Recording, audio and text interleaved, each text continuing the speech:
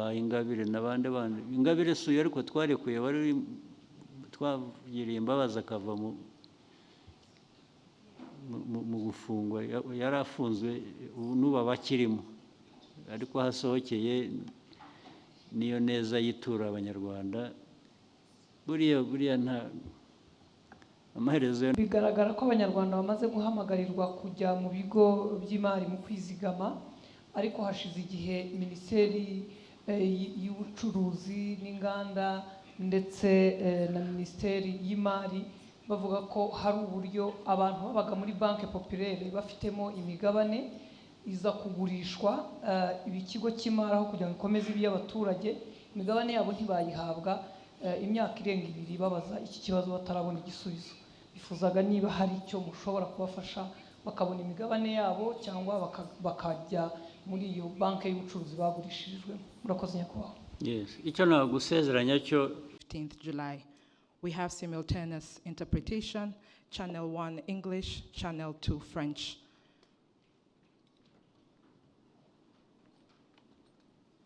Mr. President, before we take questions from the media, may I kindly ask you to deliver your remarks, if you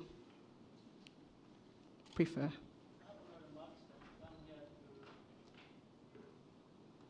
To be grilled by the press, and it's straight away go to the business. Thank you, sir. So we will now begin taking questions from the media. If you allow, we can take one at a time. Let's start with any questions? Swedish radio? Please remember to introduce yourself and the media house you represent before asking your question. Is it on? Richard Marienberg, Swedish Radio. Just a very short question. After the elections, what will be on top of your to-do list? What's your priority number 1?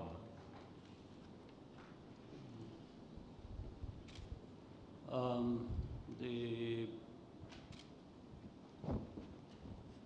priority number 1 after we've gone through all this is to continue to make as much progress as we can in the area of security and stability of our country, socio-economic development and progress, and continuing to see the country really grow in all aspects of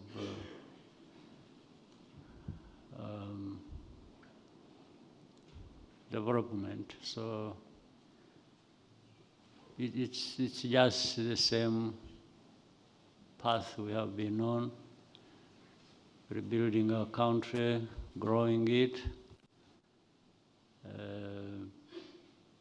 towards prosperity. That is what is preoccupying us. Thank you, sir. Let's have another question. NBS, Canary. Thank you. My name is Canary Mbume from NBS TV. My question is, with the percentages from your victory in the past elections, it is evident that the Rwandans still want you to be their leader, and I will not be surprised after what comes out after Monday. My question is, what does Rwanda without Paul Kagame look like in your own eyes? Because as a leader of today, is it something that bothers you at night that at some point when you are not here, Rwanda should not plunge into chaos yet again? Well, I'm not sure what really happens when I'm not here. I don't want to guess and just start imagining things. I do what I have to do while I'm here, and I'm doing it with the people of this country as not only you have seen, but also what you've just referenced what has happened in the past. I don't think there is KAGAME only. It is KAGAME with these people, you see. We make progress because we are together. And these people, the Rwandans, contribute a lot, make things happen. I only provide leadership as by their choice. So, and I'm sure when I'm not there, there will be another choice they will make. The choice that can even lead them better without ruling out the fact that, yes, things may not be as good as they have been, but that is life. That's what happens. So Rwanda has been there before me, before I was born, or before I came back to this country, because I have lived outside of it for a long time as a refugee, and you know the story. I was a refugee in Uganda, and many other colleagues who are behind the progress we are making. A number of them have been refugees in many other parts of the world, mainly the region, whether it is Burundi, Tanzania, Kenya, many others, Uganda with me, and beyond. So the story is that Rwanda has been there and will always be there, like all other countries. The Rwandans will enjoy being Rwandans in different ways or contexts. Others have suffered, many, for being Rwandans, like we have seen, again, owing to bad politics. So I can only really answer for what we are doing as Rwandans when I'm here as their leader. What happens when I'm gone will happen. I don't know what it is. But I imagine among these Rwandans there are people who can lead this country even better than I can or have done. So it's a story, by the way, that goes on everywhere in the world, whether it is where you come from or other countries in the region or beyond, or these rich, developed countries. Yes, leaders come and go, and different things happen owing to the leader who is in place, or the politics around that supports that leader, and things keep changing. So Rwanda is not any different. Thank you, sir. Let's have some questions in the back. Isli Voice, and then Label TV. Good afternoon, Mr. President. My name is Amina Wako from the Isili Voice, Kenya. And my question is, as East African, we see the back and forth about peace in Eastern Congo. Is Rwanda an obstacle to that peace? And in your perspective, what do you think the East African community and the AU and the international community should do to ensure the sustainability of peace in the Eastern Congo and the region at large? Thank you.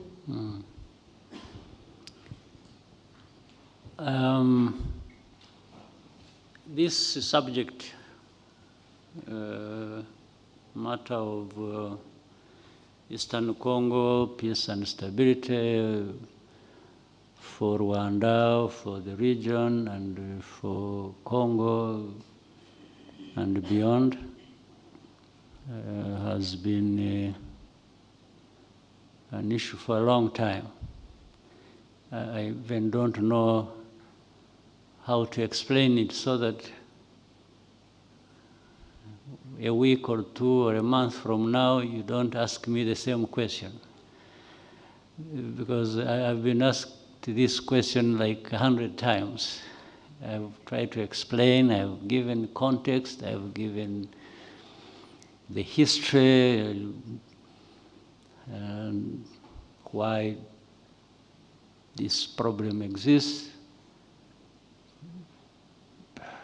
But it keeps coming back.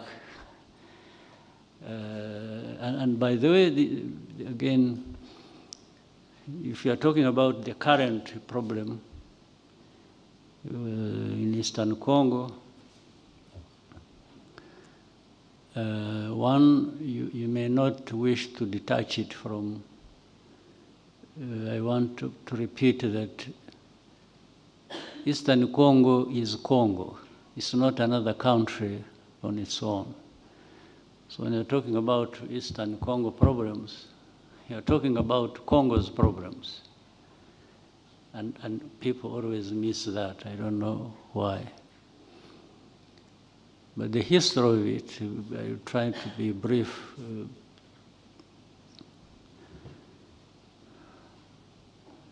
That problem has the thing called the M23, has been there for a long time, and the conflict arising out of or involving with M23 has happened twice. The first one was in 2012. Now the other one is just recent. But in between there was a 10-year period. If you were a very keen observer or journalist, you would try to link the two and ask yourself, why? Why did we have this problem in 2012? And then we have it 10 years later again. All it means simply is that the problem actually was not resolved then. Otherwise, if it had been resolved, you wouldn't have it again 10 years after. The very same problem. But if you don't know, let me again repeat. The Eastern Congo problem is twofold. One is that of the Congolese citizens who are persecuted and uprooted from that place and sent outside as refugees, others killed, others imprisoned, others so on and so forth. And simply because they are called Tutsis. In other words, the kind of politics behind it is that maybe these people called Tutsis don't belong here, they belong to Rwanda. Or in other circumstances, they would belong to Burundi because they have the same population configuration. Now, then when you look at it deeply, and by the way, even the Congolese admit this, the Congolese government or leaders, they say these people are actually Congolese. Now, if they are Congolese, why you uproot them and send them where? Why don't they have the rights as citizens of that country, like others? And if you choose to here in Rwanda, we have now it is 125,000 refugees from Eastern Congo of this kind of people. Maybe you should even take interest in visiting these camps and interviewing these people and asking them what their history is. So how does Rwanda become responsible for this? That is one part. The other part is of, you have heard of something called FDLR. These are genociders, the remnants of these murderers of people here in 1994. The names are known. Even now I can give you 20 names of their leaders who were here, who killed the people in 1994, who are there and leading these groups. The majority of people came back home. Remember, so many, well over 1 million, actually close to 2. In 94, Rwandans had fled and went into Eastern Congo. 99.9% of that group came back home. We have reintegrated them in this country. Again, you can look for these people, they're everywhere. If you want, we can organize for you to meet. We'll send you to villages where they live, different villages, and you talk to them. They will tell you the story. They have come back, they've been reintegrated. They are not a problem to anyone, and no one is a problem to them. They have settled. But that small group that stayed behind is that one which links with other people from outside. Some of them Rwandans, others just outsiders in their own countries who associate with the politics of that time in 1994 of this country. In 1994, when the genocide was taking place, there were countries outside, people who either play part in their politics or who were associated with this genocide, with its history, and so on and so forth. So these few people who live in Eastern Congo, and some of them live abroad, they work with these people, and all along they have been holding, they have been hoping that they can come back to this country and do the kind of things they used to do when they were still in charge here. And now the government of Congo has armed these people, in fact, 2 forms. One, they have even integrated them in their armed forces. Others operate on their own, but alongside these government forces to fight these people being persecuted, I mentioned, associated with M23 or associated with 25,000 people who are living in camps here in Rwanda. And in fact, a bigger number, by the way, lives in the camps in Uganda. There is a bigger number of refugees, including these people, in Uganda.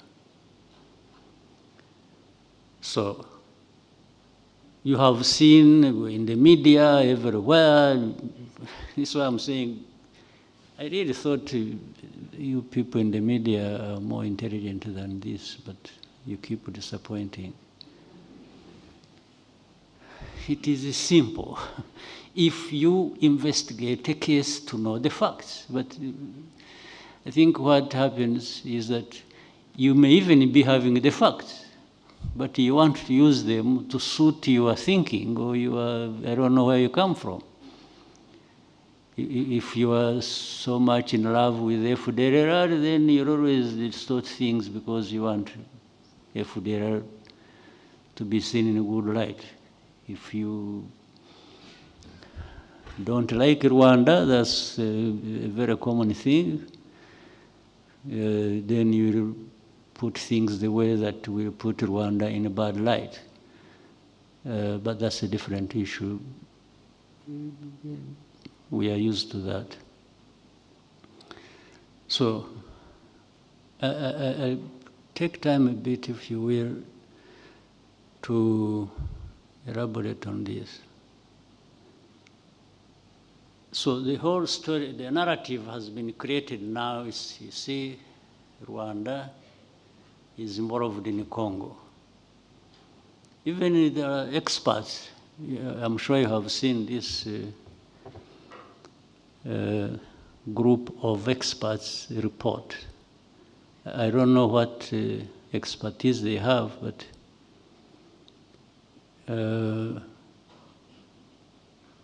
they write about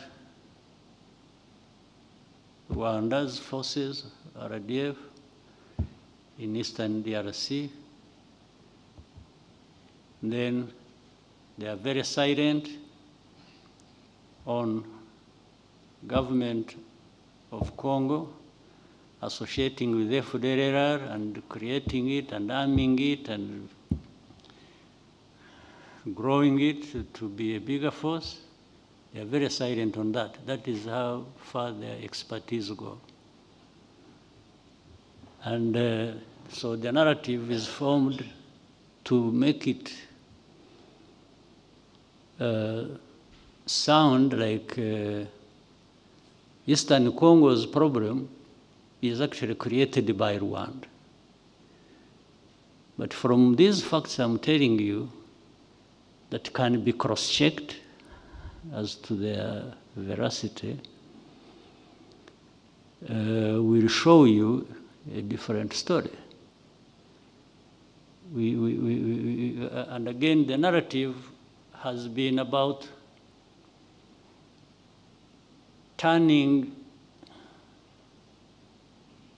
a perpetrator into a victim.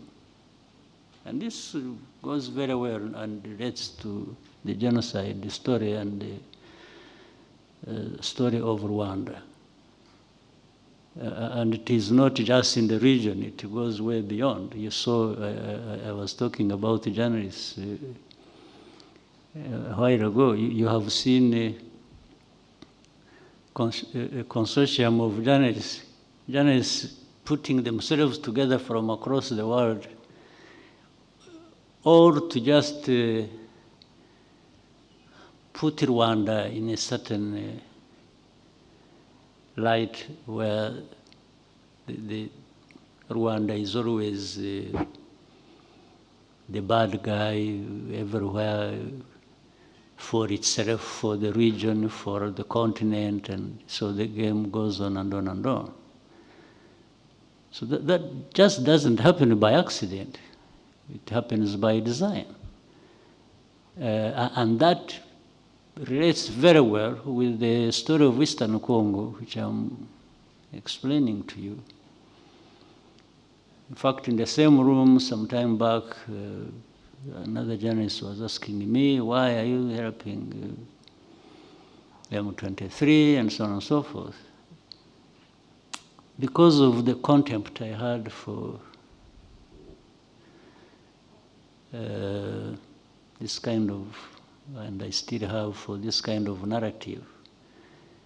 It made me give him a reply, like I was saying, if it were you, why would you not help M23? And why I was saying that was to inform this person that actually the problem is not M23. The problem is not Rwanda. You have to look deeper to understand why these, why would somebody who was taken to Congo during the colonial period be shown exit from that place and sent to Rwanda, what crime has that person committed? Or what crime has Rwanda committed that happened? Who is responsible? You know it very well in Uganda, in Kisoro, that district has many Ugandans but associated with Rwanda, because in fact along the border we have relatives on one side, some living on one side, others living on the other side. It dates back that time of colonial period. But I have never had Uganda disassociate itself or persecute or remove these people from Uganda and send them to Rwanda.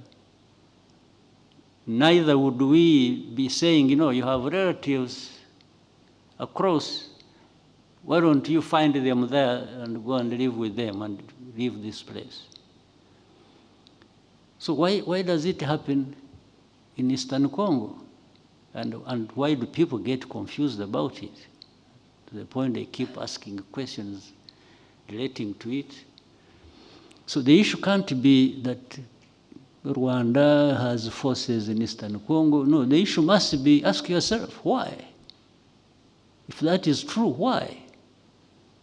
That's how really intelligent people should behave. You should be asking yourself, why? Why is, much as you could also be asking yourself, why are these Congolese being uprooted from Congo and sent as refugees to Uganda or to Rwanda? You should be asking yourself this question, or you should be asking the ones behind it. You should be asking these Congolese, why they will be doing that? Because the issue of whether Rwanda is in Congo or doing this or doing that, in fact, comes much later. And I'm happy to explain to you once you've answered these underlying questions. So, sorry to take that long, but it has been repetitive every time. And then you have experts telling a story that doesn't reflect any expertise. So, what I'm telling you are things I tell these people of the UN or whether European Union or US or whoever, some of these journalists or even political officials who come and that's why this world is in turmoil. No wonder you just have people. I think people have been operating like robots. So that is the answer, my sister. Thank you, sir. We'll stay in the back, Sila, and then we go to RFI.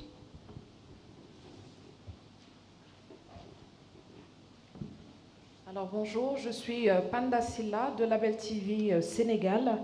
Alors Monsieur le Président, Son Excellence, le Rwanda est aujourd'hui en Afrique et partout dans le monde considéré comme un modèle de réussite, de développement, de sécurité 30 ans après le génocide. Alors quelles sont les clés de cette prouesse?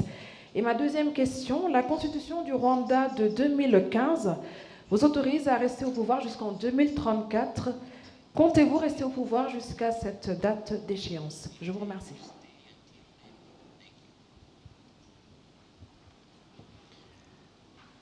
Well, I'm sure there are other success stories across the world, even on our continent. People do what they have to do, but in our case, I think we have made progress because we have concentrated on the real issues that matter to people, and that is the people themselves.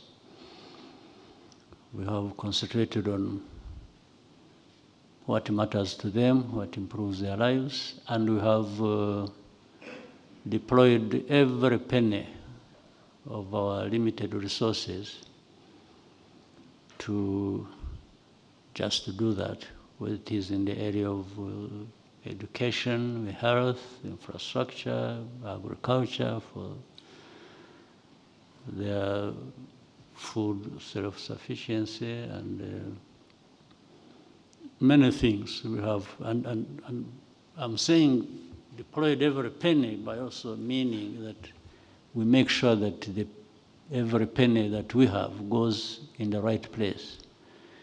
In many places, it is stolen from the treasury to where it is supposed to be. Maybe half of it is pocketed by some individuals, so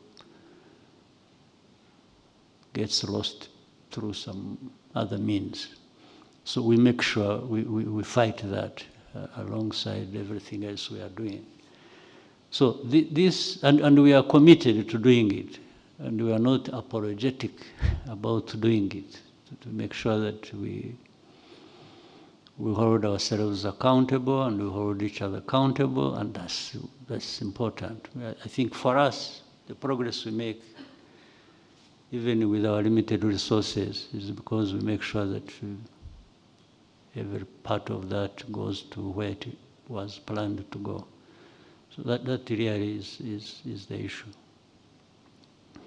Now, talking about politics, about the campaigns, the elections, and me being there and so on. You know, human beings, all of us, without exception, is none, live only for so long. All of us. In fact, like maybe if I'm looking at around the room, maybe in another 40 years, 50 would be probably on the higher side, I'm not sure, but let me be generous. In another 50 years, none of the people sitting here in this room will probably be around. So that's where we all go, no question about it. But while we are living, while we are still on this earth, we want to do what we want to do as individuals, as people, meaning collectively, and so on and so forth. So collectively, and by the way, it started by accident, meaning for me to be the president. It started here as an accident. Well, first of all, as an accident or luck, that I survived the many years that could have taken my life, as many others' lives were lost. So I was lucky to be alive to the point that I became president. So it wasn't by plan at all. Even if it was to be by plan, I was still lucky. The second is that even as I was still alive at the beginning of this whole process, of 30 years we've been here, some other people were chosen to be president. I wasn't. I was suggested in '94, I refused. I just felt I wasn't in a position to be president. So I worked with others to put another president there, who later on, whatever happened, was removed by parliament. And it's like those who wanted me to be president at the beginning came back to me and said, you see, we told you that allowing another person like this to be president. I said, I didn't know. Maybe you didn't know also. You're just blaming me for. So they said, now you should be president. Okay. Then I had been here 6 years, I think, doing other things for my country. I accepted to be president. Now, from that time, it's like I committed an offense, accepting to be president. Every day I'm being asked, when are you leaving? When are you going? So, you know, these people who made me president are telling me they still want me to be president. Somebody else somewhere says, no, you are here too long. But these guys who even ask these questions or who tell me that, even if they wanted, they cannot be the president of Rwanda because they don't belong here. So now I really get confused, and I think this is not fair. Because when are you leaving? Now, as I have said, there was a time I wasn't president. I didn't even want to be president. I refused, actually. Now, when I became president, and the people of this country who matter to me more than anybody anywhere else keep saying, we want you here. Oh, by the way, we have also had open conversations with them in our meetings of the party I lead. I have been telling them to actually look for another person. I've told them in 2017, I started in 2010. 2017, I was more vocal on that. And even recently, I told them the same. The leaders of the party are here, the chairman, vice chairman, and the secretary general in this room. They are here with you. They can tell you what I told them. I've been asking them to, even if I'm agreeing to be president, they should not forget to be working very hard to identify people who will follow in my footpaths. Every day I remind them.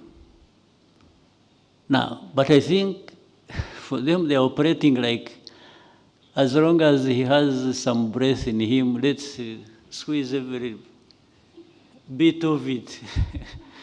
So, and I've been telling you, no, I don't have to stay here doing. So, but I know for sure somebody will be found sooner than later, if we don't count the many years I've been around, going forward. Because that is a necessity. So, but the other necessity that conflicts with that is for the people, my party and the people of this country. It goes beyond the party of RPF. It actually goes to the whole country. When they, so there is a conflict between the necessity for me to do other things and somebody else leads the country or even the party. But there is also the reality that those people who make that decision are also still demanding that I stay there. So my question is to them as it is to me, so you want me to stay here until when? Because I know there will be a time when I shouldn't be here or I want to be here. So, but if you could only bear with us and it becomes our problem, internal problem which we have to resolve, maybe we shall find a solution sooner than later. But when from outside, where you have your own problems to deal with, of your own, in your own countries, I guess there is nobody who doesn't have a country here. So better tend to those problems of your country, or your countries, and leave this problem of ours to us. We shall resolve it, one way or the other. And whatever happens, whether there will be better people than me, even or those who will come and try to run down what we have been building over the years, there is nothing we can do about it. Especially there is nothing you from outside can do about it. Thank you, sir. BBC.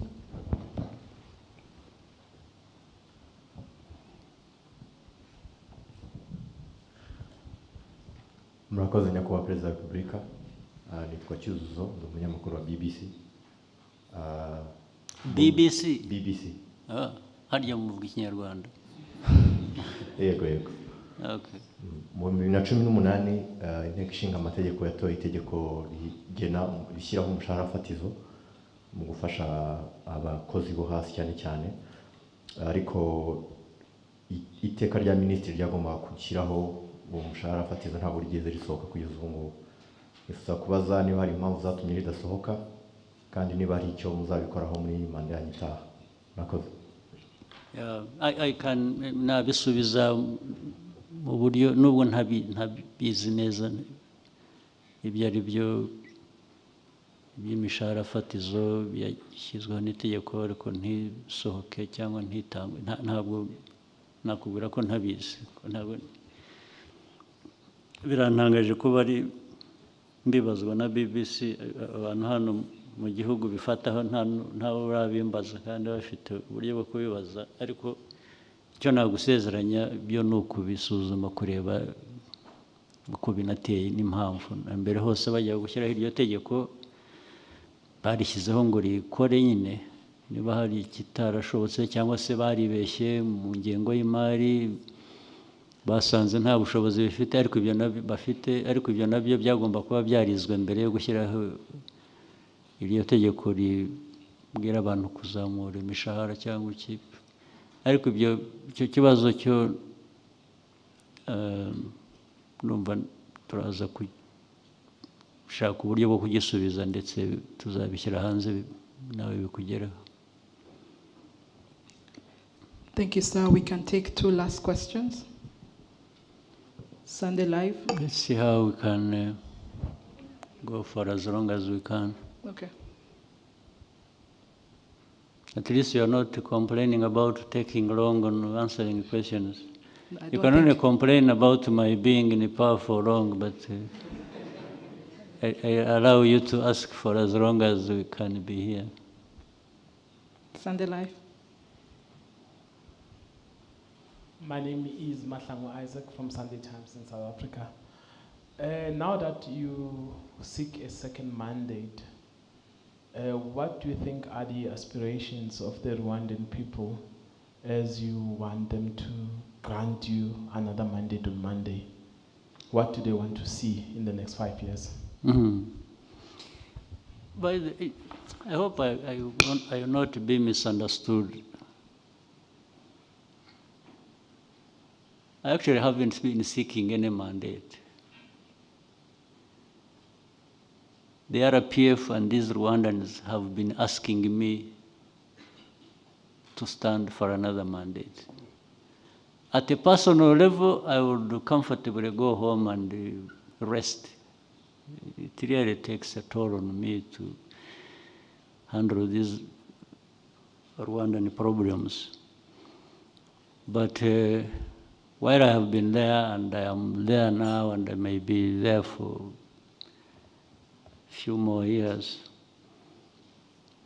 I think even the demands have been made clear by these Rwandans. I'm sure if you have followed these campaigns, the rallies, you have heard them. They want more development. We want more roads, more hospitals, more schools, and quality increased for all of that. And that's what I'm thinking of providing. They need more investments in infrastructure, in technology, in being able to feed themselves and feed the markets, thereby earn money from that. So it's all what we have to do, that we have been doing, but if we can move faster, if we can do better delivery of services in different sectors, I think that's what the Rwandans want. So that's what preoccupies me, that's what I have in mind, that we should be working together with the Rwandans to deliver that to them. Thank you, sir. Goloba, welcome. Thank you very much, Your Excellency. My name is Frederick Goloba Mtevi. I'm an independent researcher and analyst. Your Excellency, I've had the good fortune to follow you around throughout this campaign. And there are two issues that have come to my mind that I thought I should ask you about. One of them is almost at every rally, you've been giving this message to young people to step up and take responsibility for the gains Rwanda has made in the last 30 years. You keep going back to it at every rally. And I've been wondering, is there a deeper message in this, or is this just what we see? Are you saying something deeper than what seems apparent? The second question, Your Excellency, is watching all your rallies, it strikes me that the RPF is a formidable political machine. Clearly, anyone who looks at it can see it. I'm wondering what it is that you and others in the RPF are doing to ensure that when you're gone, this thing we see going up doesn't go down. Yeah. Well, really the message, whether deeper or what it has been all along, is the young people understanding and feeling that they are the ones who hold responsibility for their lives, the lives of everybody in the country, and especially in the near future, they are the leaders. It's what I'm raising and alerting them about. It's not tomorrow that I'll tell them that. It should be yesterday that they became aware of that. So that is the only essence, the real essence of repeating that message. And the progress that has been made, that people refer to under the RPF and so on and so forth. Yes, in fact, happened. Even the liberation itself happened with the young people taking responsibility for all that. Even when I became president, I think I was still in my 30s. And the others who are everywhere doing different important things are much younger than me. So I'm only telling them that it is now that you young people should be thinking about this responsibility you have to yourselves and to the country. So that is, And again, it actually links with the second question you've asked. Once people grow up understanding their responsibilities and that things that don't happen or that you don't wait until somebody else comes to your rescue and helps you out on different things. It is that group of people that from whom there will emerge leaders who step forward and even be leaders of this country and one way or another. And with the sense of responsibility comes the understanding of the story, where you have come from and where you are and where you want to be. So if there has been some level of success with my leadership, it can't be me alone, but also it doesn't mean that it is only me alone that can succeed as we lead this country. So it just comes from that conversation, it comes from the experience and what you see, the results. And you know, the moment you go through a number of years following the story and associating the message with the results, I think many people are formed by that and are helped by that to go beyond just the ordinary and thinking they are there just to be led, but also can aspire to lead. That's what gives, otherwise there is no mathematical formula that you can apply and say this and this and this and this put together, you'll always come out like that. So this is why I'm saying I cannot tell what is going to happen when the current crop of leaders, whether it is the RPF or government, that what will follow will either be a disaster or will be better, or I have no formula to, and I think nobody has that formula anywhere, whether here or anywhere else. But you keep investing the right way. You invest in people, like through education, for people to have good health and have, but also to have clarity of mind as to what countries, people, societies are, and what these real aspirations are. And that they are the only ones, they are mainly the ones who can make things happen. So I have no other way of telling, of foretelling what, but I try to do what I think matters in preparation for the future by the people that are around, especially the young people who,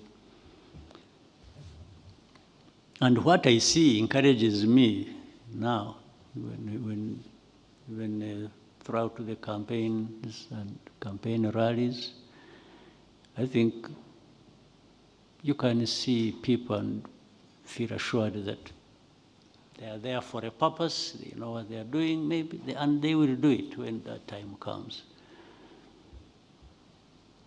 VOA.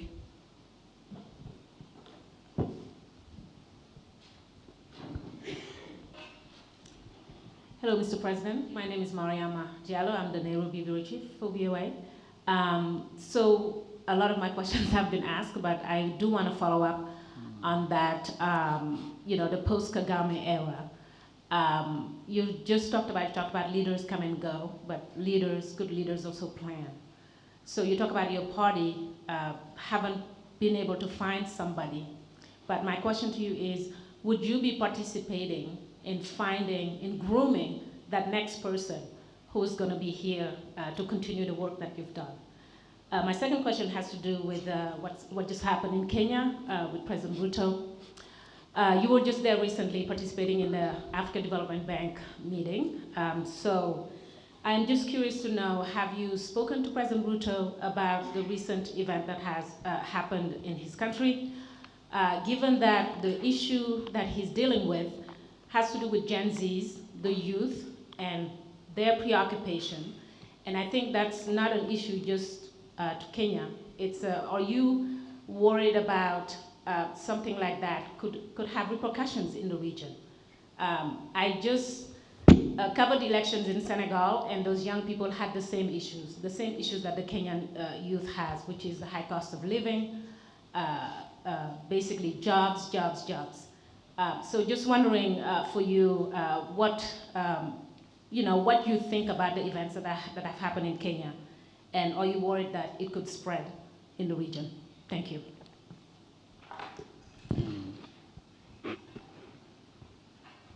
Yeah. But I think the first question has really more or less been answered. But let me add, I don't like this whole idea of grooming. Grooming focuses on one person or another. I prefer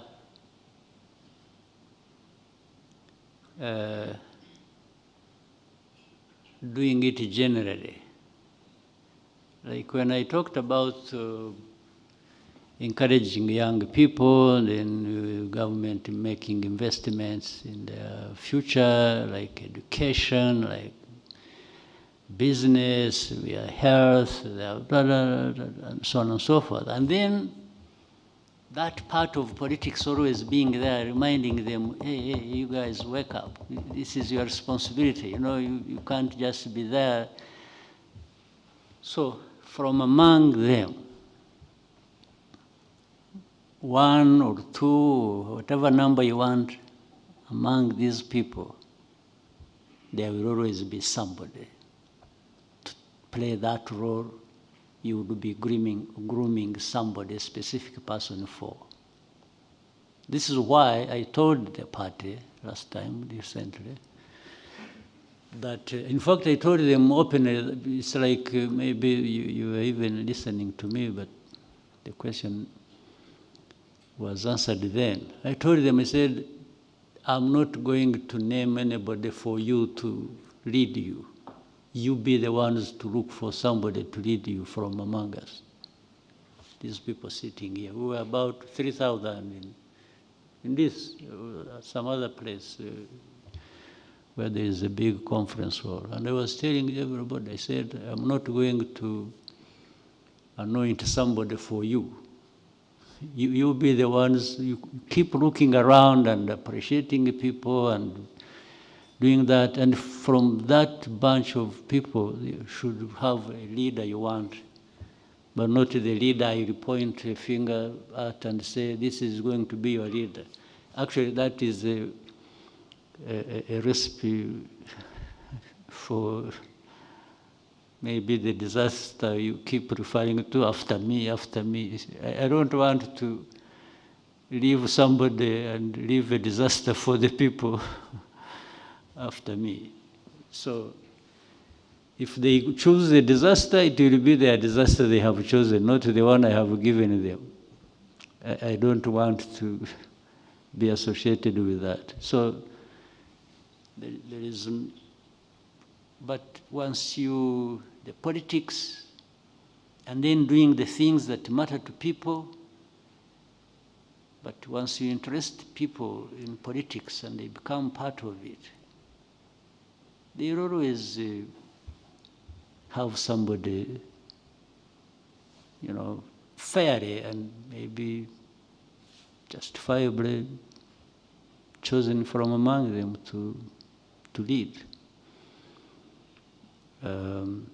So then what you said about, I don't very much like, again, talking about other countries or other societies and what they have, whether it is progress or it is problems or whatever.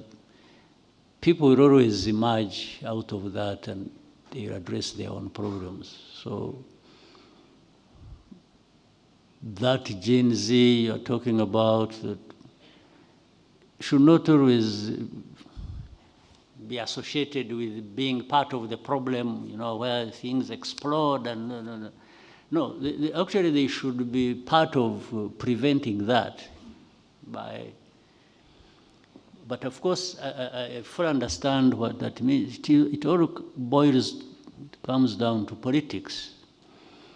If these young people are involved from the beginning and a culture grows where the young people participate and in the good politics of any country, then they don't end up just being, I mean, people demonstrating on the streets, destroying this or that. No, they actually end up being part of a situation or creating it that prevents that from happening. And that, therefore, that calls for them to be linked right from the beginning with the politics and even above, where the higher leadership is, down to that level of this generation. There must be communication that enables them to, and so that things they complain about don't happen in one incident, in one explosion of things. And no, but that flow of grievances happens in the daily life, and then there is always going to be a way of addressing that, and therefore preventing some disasters from happening. Otherwise, I always keep off other people's affairs. I have no lessons for anybody. I'm stuck with my own problems, trying to deal with them on a daily basis. So I can't add on that burden of even assuming too much that I have an answer for other people's problems. So but every situation has problems, but there's also a way to address those problems. But it is the people of any country that we have to deal with that. Thank you, sir. We can take two last questions. But there are some people on your left who are up there asking. We are balancing both sides so that everyone does not feel left out. We could go to Genocide. Good afternoon, Your Excellency. I'm Ji Li from Xinhua News Agency, the China state media. So my question related with China.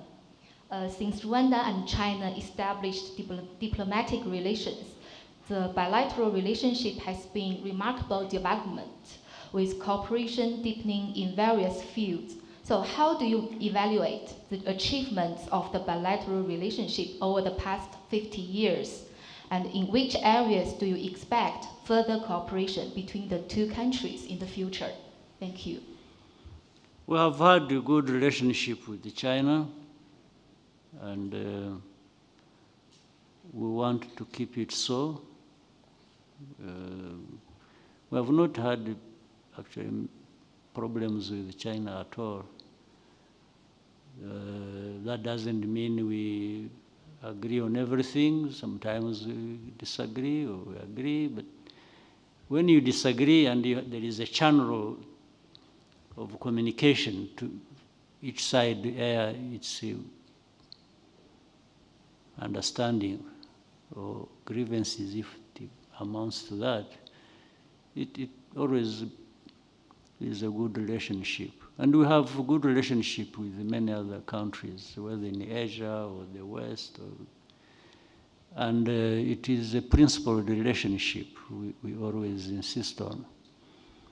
We have had, of course, relationships where some people want to be overbearing and they're telling you, you must do this, you have to do this, you shouldn't do this. And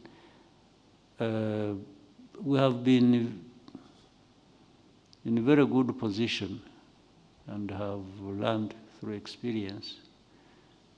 We politely but firmly tell people that we also have ideas about what we want and how we want the relationship to be and what we want in that relationship. And some we have agreed and it has caused problems, others it doesn't cause problems. Even with those who don't understand and it causes problems, we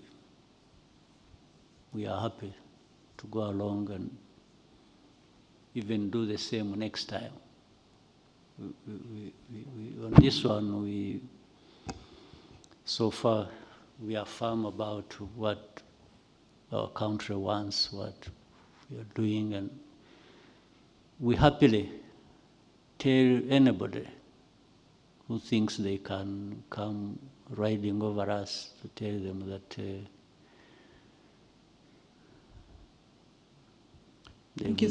they've made a mistake. Al Jazeera.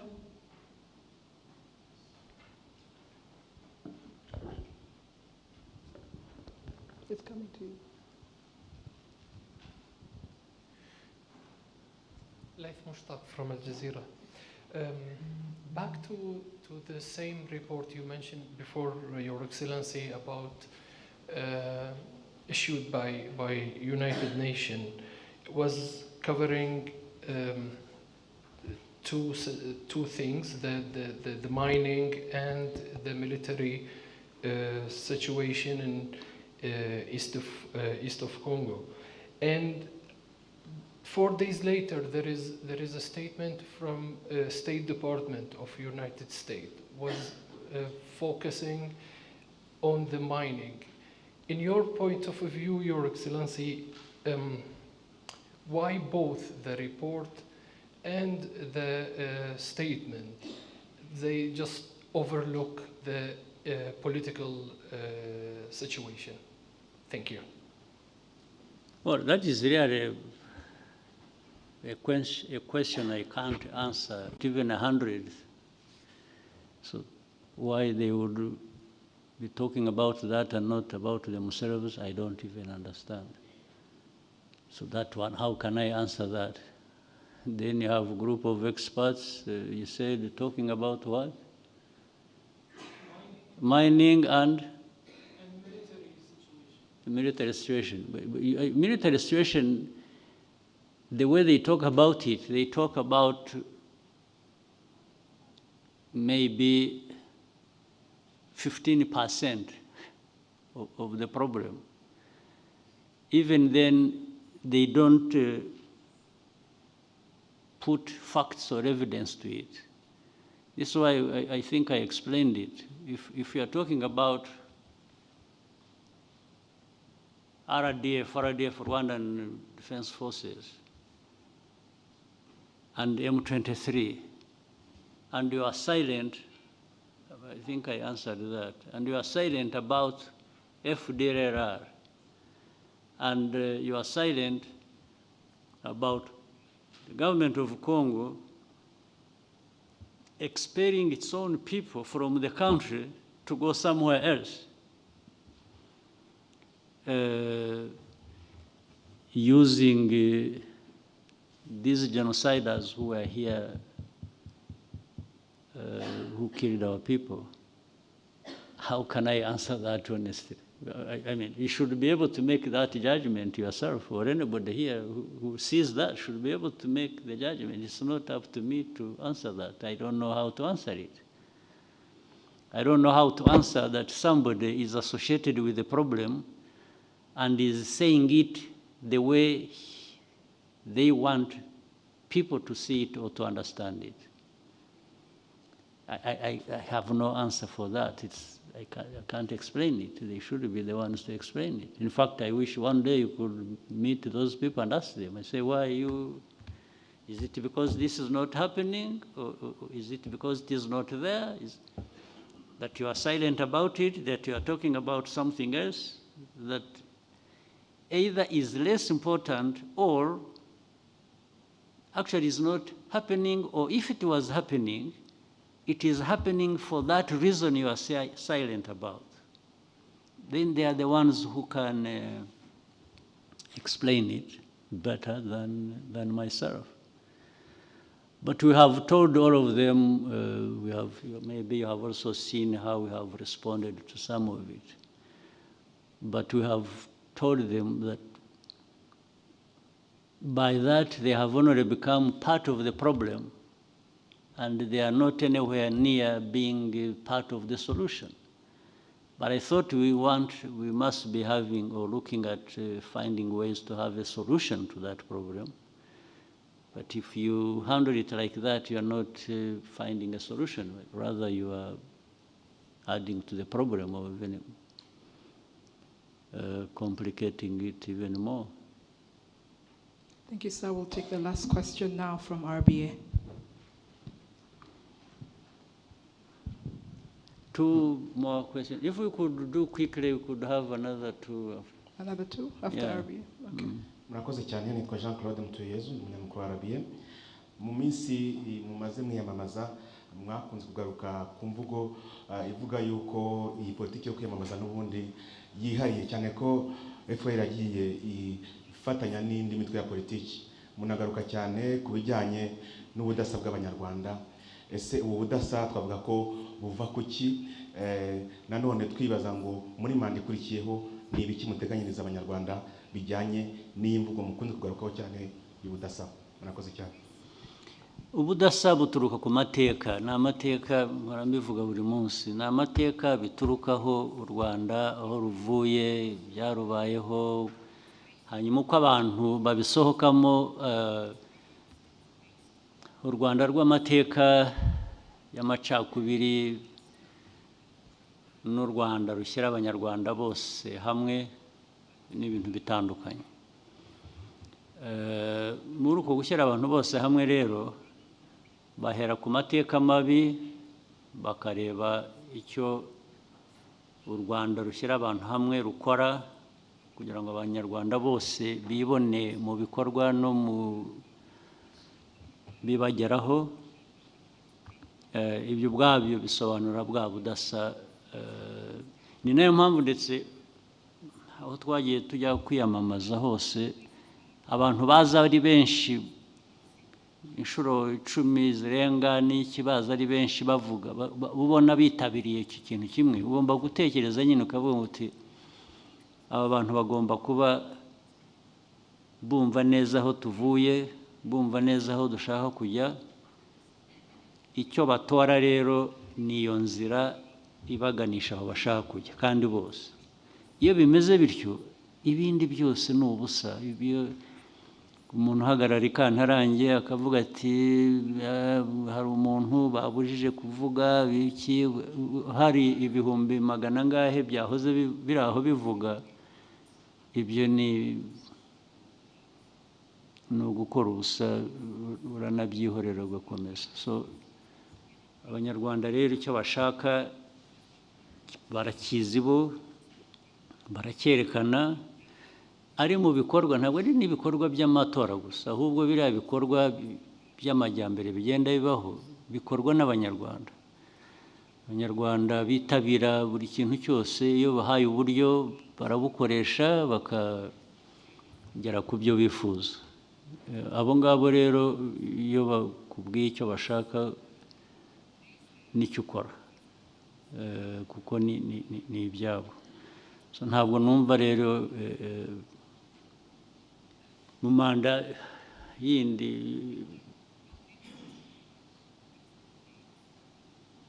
ikindi se cyabishe kitari ugukomeza ibyo dusanzwe dukora nyine ibyo by'iterambere by'umutekano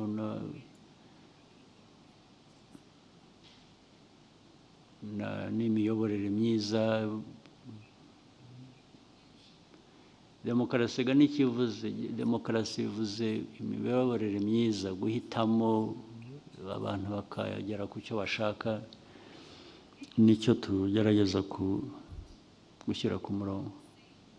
Nibyo bikomeza, nta bindi bishya byaturutse ahandi dushaka gukora. Scovia.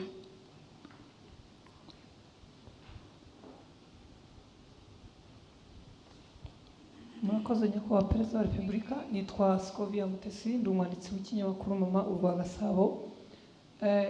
Bigaragara ko abanyarwanda bamaze guhamagarirwa kujya mu bigo by'imari mu kwizigama, ariko hashize igihe Minisiteri y'Ubucuruzi n'Inganda ndetse na Minisiteri y'Imari bavuga ko hari uburyo abantu babaga muri banke populaire bafitemo imigabane iza kugurishwa ikigo cy'imari aho kugira ngo ikomeze iby'abaturage, imigabane yabo ntibayihabwa imyaka irenga 2 babaza iki kibazo batarabona igisubizo. Bifuzaga niba hari icyo mushobora kubafasha bakabona imigabane yabo cyangwa bakajya muri iyo banke y'ubucuruzi bagurishirijwe. Murakoze nyakubahwa. Yes, icyo nagusezeranya cyo reka tuve muri ibi ngibi tubanze twicare mu ntebe neza,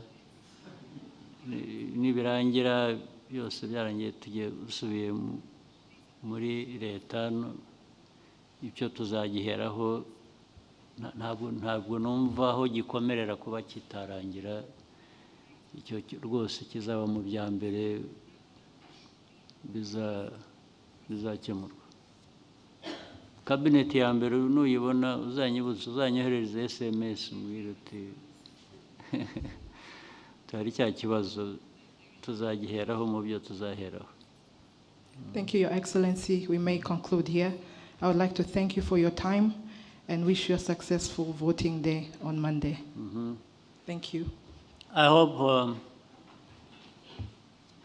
there are not too many questions going back without being asked. So I think you covered all the questions. See you next time. Thank you.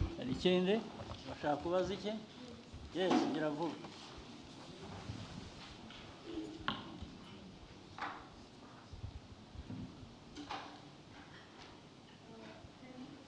Thank you so much, Mr. President, for this time. There has been noticeable increase in the genocide denial globally, and with media outlets adopting narratives from figures like Victoire, INGABIRE, Jambo, Isabel, and this is affecting actually remarkably the younger generation. How, now that you are running for another term, how are you going to tackle these issues? And mu Kinyarwanda nifuzaga kubariza abanyarwanda baturiye imirenge itandukanye mu ntara, twarabonye ibikorwa byinshi cyane mwagiye mukorera abanyarwanda, aho uturere tugenda duhura n'utundi duturana mu buhahirane hakoreshejwe imihanda iri gutone, ariko hari imirenge myinshi cyane itarabasha guhura n'indi kugira ngo bahahirane mu buryo bworoshye, bahura n'ivumbi cyangwa se abandi bataba bafite n'amazi. Ibi byo muteganya kubikoraho iki? Ese bizaba vuba? Well, ibyo by'imihanda n'ibiki rwose biri kuri gahunda. Ibitarakorwa nuko tutarabona neza ubushobozi, ibyo dushaka gukora n'ubushobozi bwacu ntibingana, ariko biratinda ntibihera, bigeraho bigakorwa, n'ibyo bizakorwa. Nasezeranya ko bizakorwa ibyo byose. Iyo gahunda wavuze ko yatangiye niko izakomeza kandi zihutishwa ahubwo kurushaho, kubera ko duhora dushakisha amikoro ku buryo byashobora no kwihuta. Ibijyanye na genocide deniers, abo bariho,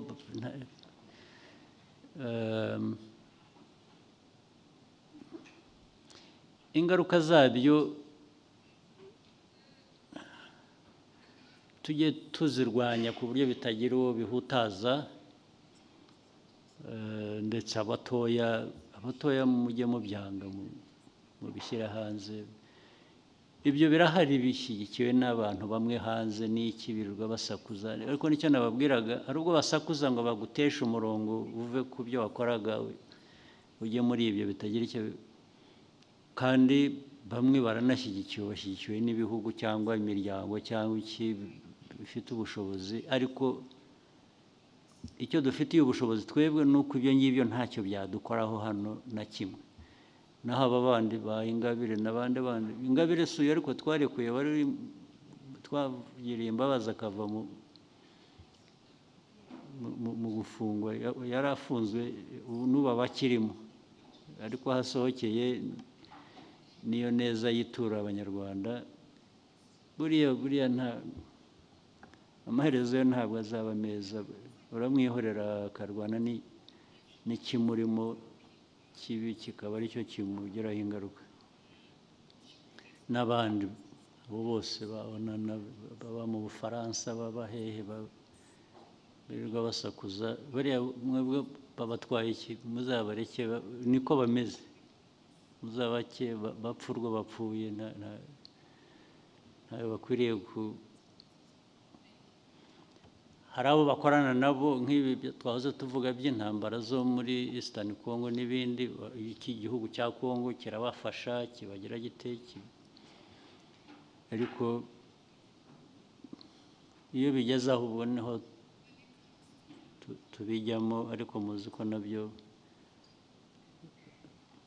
bafite aho bagarukira, ntabwo bageraho bigira ingaruka ku banyarwanda gusa gutyo.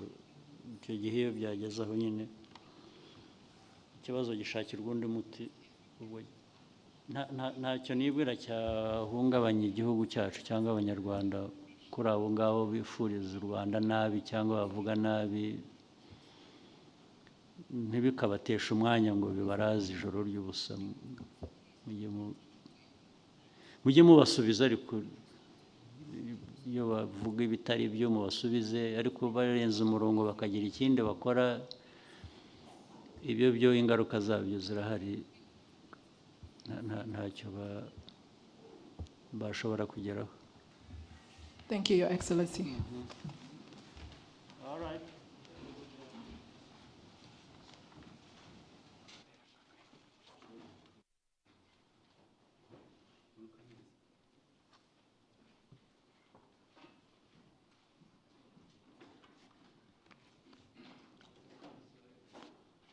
Hi, everyone. There's some snacks outside the room, so feel free.